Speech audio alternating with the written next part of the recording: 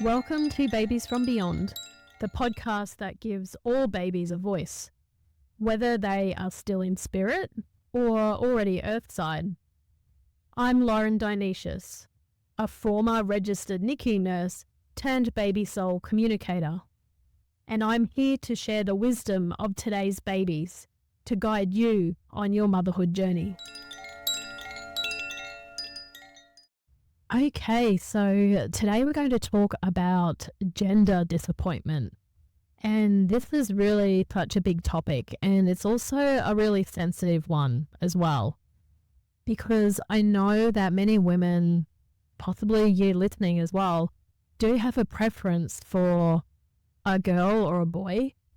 And so I often hear variations of something like this. I really, really want a boy, or I really, really want a girl. But I'm also grateful for the kids I already have. I already have X number of children, and I know others haven't been able to conceive, so I don't want to seem ungrateful for that, because I'm not. I am grateful for the children that I do have, and I know that whoever comes next, I'll love them regardless, but I do want a boy, or I really want that girl. So if this is something that you have felt, then know that you are not alone. And I'm also not going to judge you at all for any of these feelings that you're having, but I do want to dive deeper. And so today we're going to explore where this longing comes from, and also what baby souls share about gender. And then towards the end, I want to talk about how we can release some of the pressure that we unknowingly place on not only ourselves, but also future children before they even get here.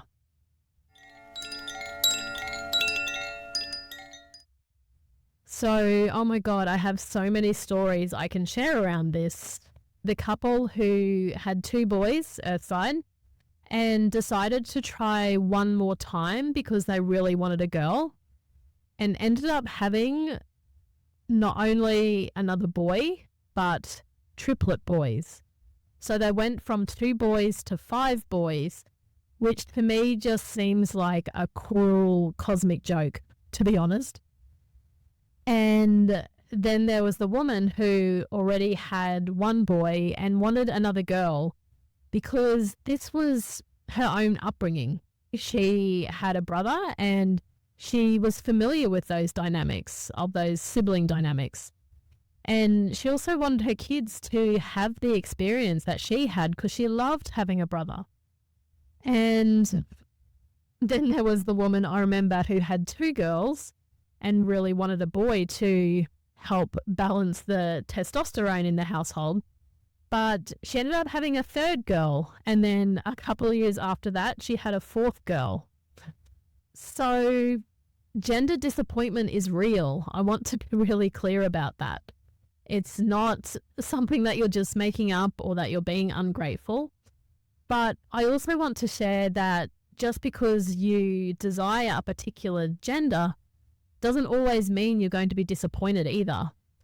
Like, I remember one client who had 3 boys, and when she saw me for a reading, there was a very strong feminine energy around her who said that she was going to be a girl. And this client was a little bit unsure about trying for a 4th, because she was a little bit like, oh, I don't know how I'll feel if I have another boy. But when we connected with this soul, she said she was coming as a girl, and so this woman decided to take a leap of faith, and she came through as a girl. So this soul, they're not always as clear as that, but I remember this particular soul had sass, and that child is now earthside now with her 3 brothers. I remember another woman who had 1 boy and really wanted a girl, again for balance in their household, and sure enough, a baby girl came to her. So I think this shows that desiring a particular gender is not wrong. I just don't know who gets what they want and who doesn't.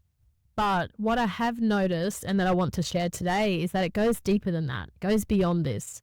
So my first question to you is, if this is you and you are thinking of trying for another baby, but you do have a particular gender in mind, firstly, where does that desire come from for a particular sex? Say you really want a boy or you really want a girl for whatever reason. Where does that come from? Like, what's driving that? What's behind that? Are you being influenced by family or friends or society? Because society seems to think that, we should have one of each, essentially, or two of each, or it should be equal or balanced in some way. Or does this desire or this longing for a particular sex come from your own family experiences? We can often project onto our babies what we didn't have. So perhaps you had 3 sisters and you always wanted a brother. Or perhaps you had a really difficult relationship with one of your parents, and so you want to do it different this time, and you want to give your child essentially what you didn't get to have. Now, again, like, no judgment here. We're all human, right? And we all have unfulfilled desires that we want that haven't been fulfilled. And these can be around relationships or different dynamics. And as I mentioned, around experiences that we didn't get to have for whatever reason. But this is where I want to highlight the power, but also the problems of having expectations. So what's the expectation behind the gender that you want? Especially if you've got some idea now around what's fueling you, or what's the desire that you have related to a particular biological sex. Because there's often an expectation attached to that. For example, one I hear quite often is, if I have a daughter, then we'll be close. Or if I have a son, he'll be protective of me. He can look after me when I'm older. Now, sometimes we need to do a bit of digging to get to these expectations, but they're always there somewhere. And I want to say, though, that the problem is not the expectation itself. The problem is the unconscious expectations here. It's not that we have expectations. We are all human and we all have expectations about everything and everyone, if we're really honest. But I want to highlight the word unconscious here, because I don't think we can just stop having expectations. Well, at least I haven't figured that bit out yet. But what we can do is we can become more aware of the expectations that we do have. We can see what's driving us. We can see how they may even influence our emotions and how we feel, and also the decisions we make and the actions we take as well. If we have a particular expectation, then we can be really honest with ourselves and ask yourself, like, why do I want that boy, or why do I want that girl? And be really honest around that.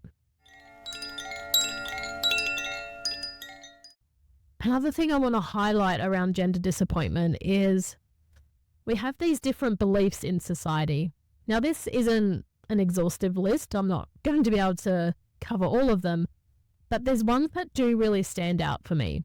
And society has this belief that we need both boys and girls in a family. Like, we often feel sympathy for families that have all girls or all boys.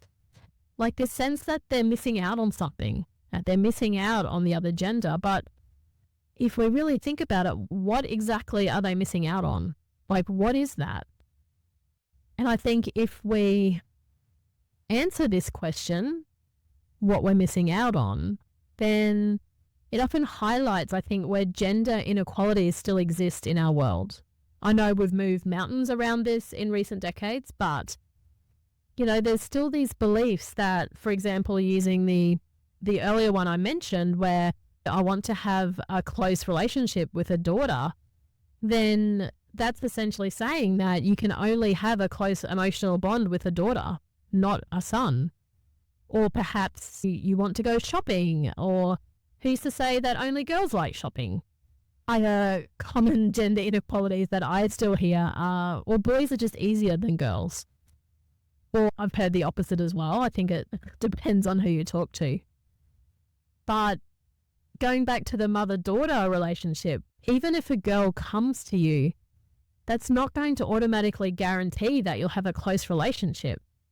You could have a really fiery, tumultuous, volatile relationship, which could cause even more grief than whatever is driving your desire to have that mother-daughter relationship in the first place. And that's because, again, I can only speak from my experience and the souls I've worked with and connected with, is that the connection and these dynamics depends not on the biological sex. In most cases, it can in some.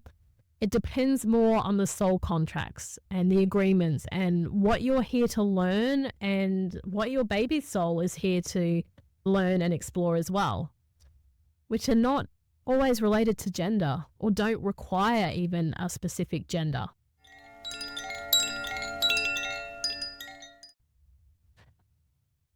So here's some common themes that baby souls share about gender from their perspective. They often say, well, they always say really, that I'm not going to come as a particular biological sex because that's what you want from me. And if you've been around me for a while, baby soul communication can sound quite harsh and direct, but it's because they don't have the emotional attachment that we have to things here on earth. But I have to say that today's babies are pretty direct and clear and consistent around this. They're not going to come just to fulfill a need or a wish that we have. Because babies, like all of us, have a bigger path beyond our biological sex, beyond their biological sex, and also beyond you as their parents, the same as we do have a bigger path beyond our own parents and our own family of origin. So sometimes these babies will come as the biological sex that you don't want.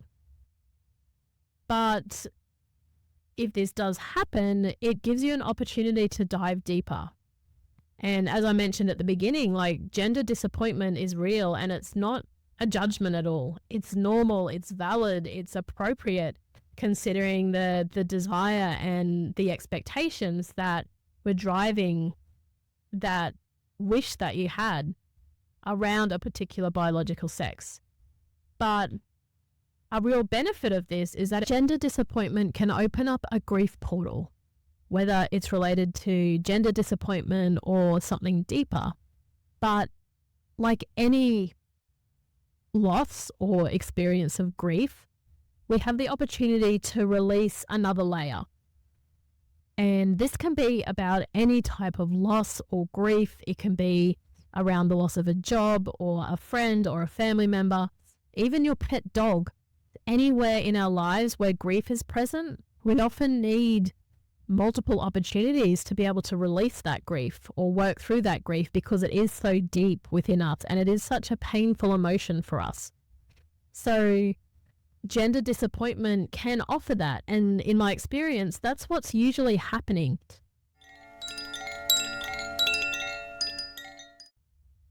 When you experience gender disappointment, yes, there is that disappointment there, but it's often the grief that you're feeling or that disappointment can also be feelings that are completely unrelated to conception and parenthood and having a baby.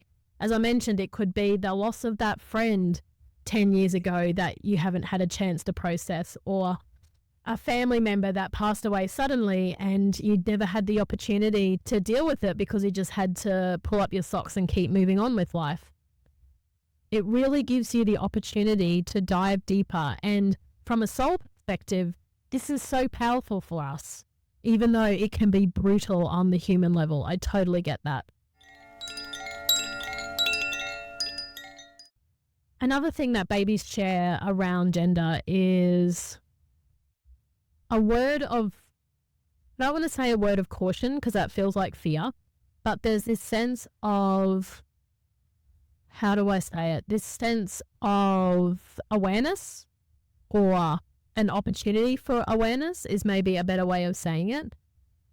Because what they say is that when we start their life by projecting a want or an expectation onto them, we're already loading them up with conditions.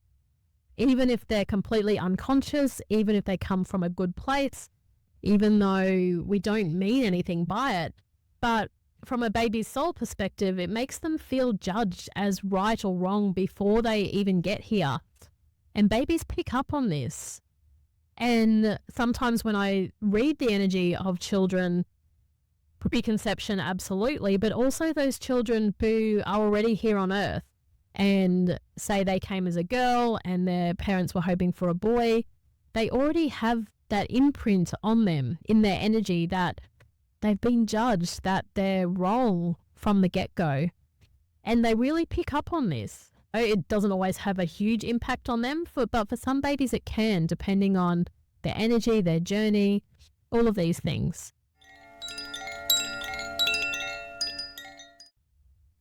So now that I've talked about gender disappointment and a little of what's behind it, then how can we start to find peace with gender? How can we let go of gender expectations?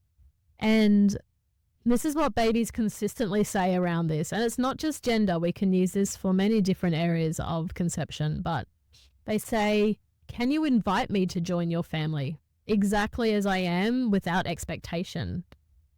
Because you want to bring another child into the world and you're okay with who I am or who I choose to be.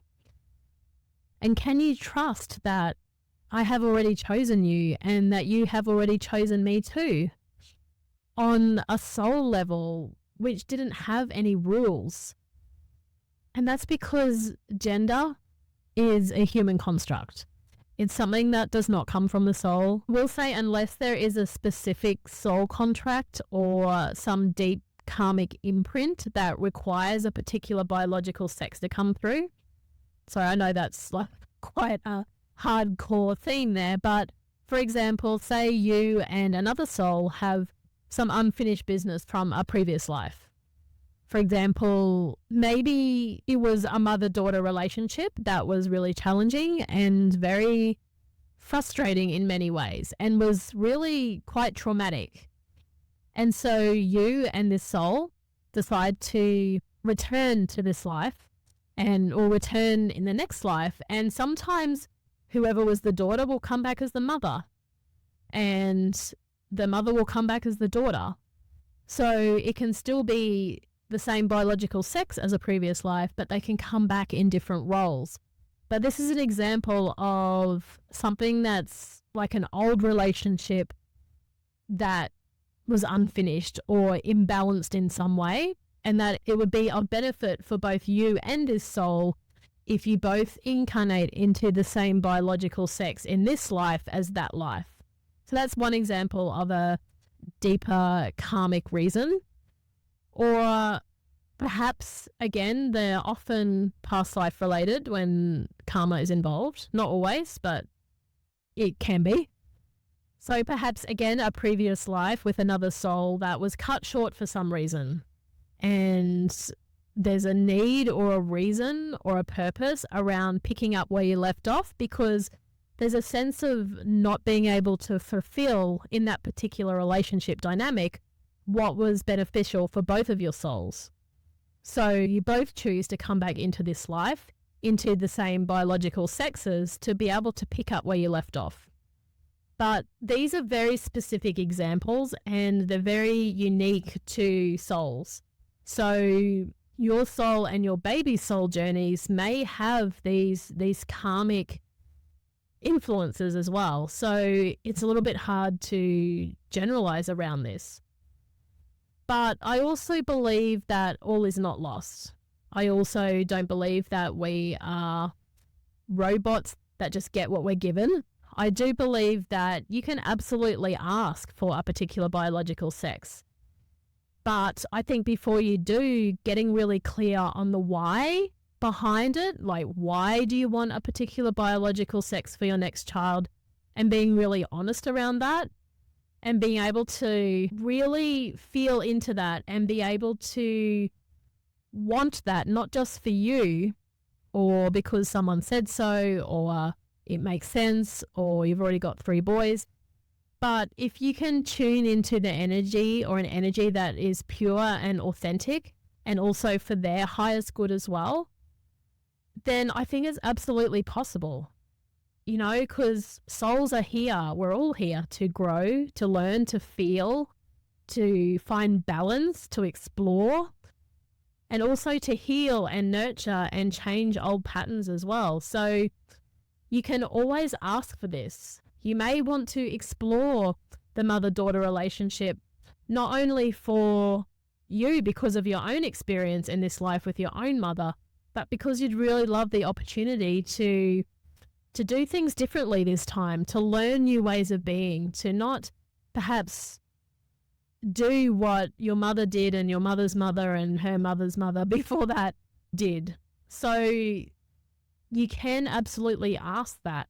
And by doing so, you can ask if there's a soul in spirit who's willing to help you with that, who would also really benefit by coming to Earth and having that experience with you.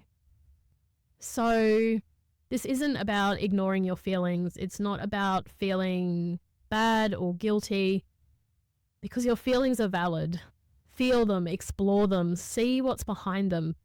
But most importantly, be really honest with yourself and also be gentle with what you find in there. Often they're hidden or covered up for a reason, right? So don't judge yourself for how you feel. But as a baby step, or perhaps a not so baby step, can you start to take the pressure off? Taking the pressure off yourself, off your babies, and also off the belief that one gender holds something that the other does not for you. Okay, that was a big one. I felt a lot of energy coming through this episode as I was recording it. So just to recap this episode, know that gender expectations and what's behind that are not only deeply ingrained in our society, but they're also based on our own experiences that are often unconscious and often hidden from our awareness. So understanding what's behind it can be really helpful to not only deal with gender disappointment, but the journey in conception as well. And also just a reminder that baby souls do not choose their sex based on what you want. Again, that may sound harsh, direct, but babies have been very consistent in this. It needs to fulfill their purpose for coming to Earth as well and what they need for their journey. Because at the end of the day, like, their journey and also our journey is far greater than gender alone. Thank you for tuning in to Babies from Beyond. If you've enjoyed this episode, I'd love for you to leave me a review just wherever you listen to your podcasts. Also, head over to Instagram and give me a follow at Born Energy. And check out the show notes for more ways that you can connect with your baby's soul, including one-on-one readings and online programs to support you. Until next time, trust your journey and your baby. Take care.